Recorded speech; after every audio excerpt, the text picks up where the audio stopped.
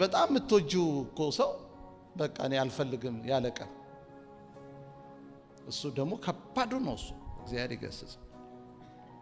በጣም የምትወጂው ሰው በቃ ስልክ ይዘጋቀ በስመ አብ ወወልድ ወመንፈስ ቅዱስ መኪና እኔ ያለው ይላል አይል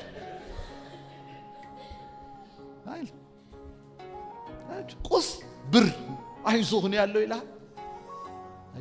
በተለይ እንደዚህ ፍቅር ዲስተርብ ሲሆን እኮ ትዳር ዲስተርብ ሲሆን ዶላር እንዲቆልልህ እኮ ደስተኛ አትሆን። አደገኛ ነገር ነው። እዚህ ጋር ነው የሚሰበረው። የልብ ስብራት ይባላል።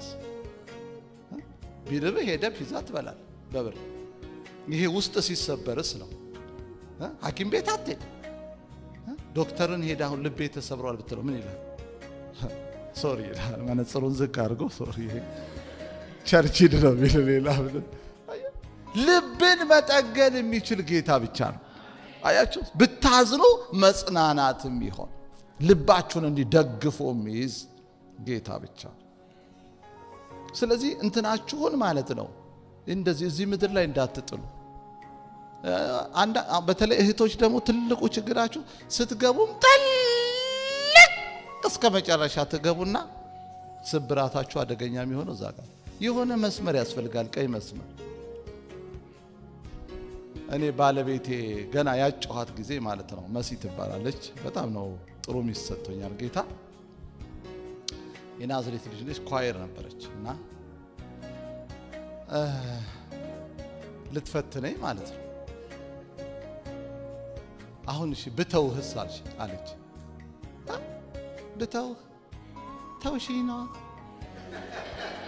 እኔም ሌላ ፈልጋለሁ። እንዴ ቀልዳለ እንዴ? ስምጥ ብዬ አልገባሁማ። እኔም መጀመሪያው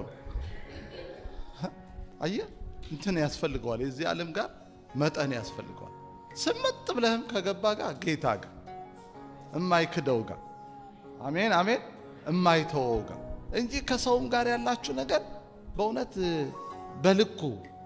በልኩ ለሚስትም እኮ ልክ አለው። በቃ ለልጅም ልክ አለው፣ ለባልም ልክ አለው፣ ለቁስም ልክ አለው እንጂ አንተ ህይወት ሄደ